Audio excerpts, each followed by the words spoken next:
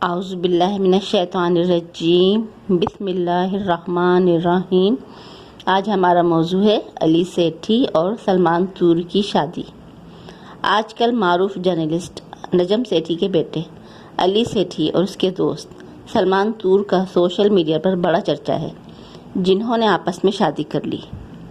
جب ناجائز ذرائع سے دولت جمع کی جاتی ہے تو اولاد اسی طرح بے راہ روی کا شکار ہو جاتی ہے۔ دنیا کی چند روزہ زندگی میں عیش و عشرت کی زندگی گزارنے کے چکر میں لوگ اپنی آخرت تباہ و برباد کر لیتے ہیں، جو کہ ایک ہمیشہ رہنے والی زندگی ہے۔ اللہ تعالیٰ نے قرآن مجید میں کھول کھول کر بیان کر دیا ہے کہ شیطان تمہارا کھلا دشمن ہے، وہ تمہیں راستے سے بھٹکائے گا، وہ تمہارے راستے کو آراستہ و پیراستہ کر کے دکھائے گا۔ وہ راستہ جو اللہ کا راستہ ہے وہ مشکل ہے، لیکن اس مشکل کے بعد ہی ہمیشہ کی آسانی ہے، خیر و برکت ہے۔ حرام مال سے ایک لقمہ بھی کسی نے کھایا، وہ جسم جہنم کی آگ میں جلے گا۔ آج کل لوگ پیسے کی ہوس میں اس قدر آگے بڑھ چکے ہیں کہ انہیں حلال حرام کی کوئی تمیز نہیں ہے۔ ناپ تول میں کمی ہو یا ملاوٹ یا ناجائز مہنگائی میں اضافہ ہو، لوگ بس اپنے بچوں کو حرام کھلانے میں لگے ہوئے ہیں۔ اب ان کے بچے بے راہ روی کا شکار ہو کر ہر قسم کی برائی میں مبتلا ہو چکے ہیں، جیسا کہ ہم جس پرستی کو لوگوں نے روشن خیالی کا نام دیا ہے۔ اس روشن خیالی کی دوڑ میں مشہور و معروف کی اولادیں یعنی بیٹے لڑکیوں کی طرح گیٹ اپ اختیار کر رہے ہیں۔ پہلے لڑکوں نے لڑکیوں کی طرح بال لمبے کرنا شروع کیے، اب لڑکیوں کے کپڑے پہننا بھی شروع کر دیے ہیں، اور اس حرکت پر انہیں کوئی شرمندگی بھی نہیں ہے۔ وہ رات میں سگریٹ، شراب اور شیشہ پتہ نہیں کیا کیا کچھ کرتے ہیں گے۔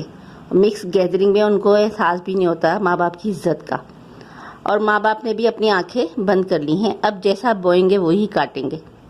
حضرت لوط علیہ السلام ایک پیغمبر گزرے ہیں، ان کی قوم ہم جس پرستی کا شکار تھی۔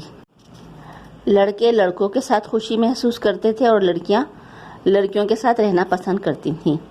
حضرت لوط علیہ السلام ان کو ہر وقت اللہ تعالیٰ کے راستے پر بلاتے رہتے تھے اور ان کو اللہ تعالیٰ کے عذاب سے ڈراتے رہتے تھے، لیکن وہ اپنی حرکتوں سے باز نہیں آ رہے تھے۔ اس پر اللہ تعالیٰ نے فرشتے نازل کیے جو کہ خوبصورت لڑکوں کی شکل میں آئے۔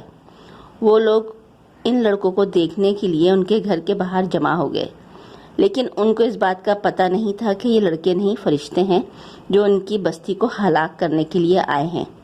ان فرشتوں نے حضرت لوط علیہ السلام سے فرمایا کہ آپ اپنے پیروکاروں کو اس بستی سے باہر لے جائیں، ہم سب کو بچا لیں گے، لیکن آپ کی بیوی کو ہم نہیں بچا سکتے کیونکہ وہ بھی ان لوگوں سے ملی ہوئی ہے۔ رات کے آخری پہر ہم اس بستی کو ختم کر دیں گے۔ حضرت لوط علیہ السلام اپنے سب ساتھیوں کو لے کر اس بستی سے نکل کھڑے ہوئے۔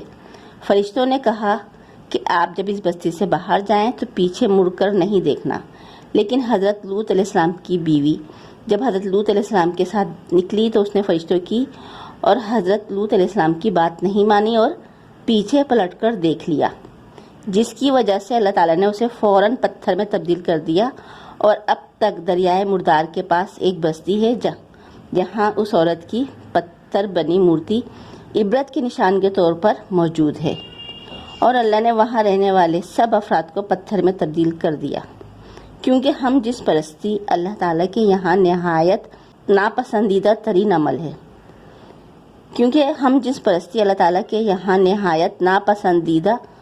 حرکت ہے۔ یہاں میں نے حضرت لوط علیہ السلام کی قوم کے بارے میں بہت مختصر بتایا ہے، اور اب تک کے لیے اتنا ہی۔ اللہ ہم سب کو شیطان کی فتنوں سے محفوظ رکھے اور ہدایت کے سیدھے سچے نیک راستے پر چلائے، اور برائی کے راستے پر چلنے سے ہماری حفاظت فرمائے، اور ہمیں حلال کھانے کی اور کمانے کی توفیق عطا فرمائے، اور ہمیں اپنے بچوں کو، اپنے نسلوں کو فکر کرنی چاہیے کہ ہم اپنے بچوں اور نسلوں کی حفاظت کریں، اور وہ اسی طریقے سے حفاظت ہو سکتی ہے کہ وہ شیطان کے راستے پہ اسی طریقے سے بچ سکتے ہیں کہ جب ہم ان کو حلال کھلائیں گے۔ پیسے کی ہوس، پیسہ یہیں رہ جائے گا۔ کتنے سال یہاں پہ رہ سکتے ہیں انسان؟ دنیا میں کتنے سال رہے گا؟ 100 سال کی زندگی بھی نہیں ہے آج کل تو، لیکن لوگ اپنے بچوں، اپنے نسلوں کے لیے اپنی آخرت تباہ کر رہے ہیں، اپنے بچوں کی زندگیوں کو تباہ و برباد کر رہے ہیں، اور شیطان کے راستے پر چل رہے ہیں، اللہ ہم سب کو ہدایت کے سیدھے سچے نیک راستے پر چلائے، برائیوں کے راستے پر چلنے سے بچائے، دنیا اور آخرت دونوں میں ہمیں اپنے کامیاب ترین بندوں میں شامل فرمائے، ان لوگوں کے راستے پر چلائے جن پر اللہ تعالیٰ نے اپنا انعام نازل کیا، ان لوگوں کے راستے پر نہیں چلائے جن پر کہ اللہ تعالیٰ نے اپنا غضب نازل کیا اور وہ گمراہ ہوئے۔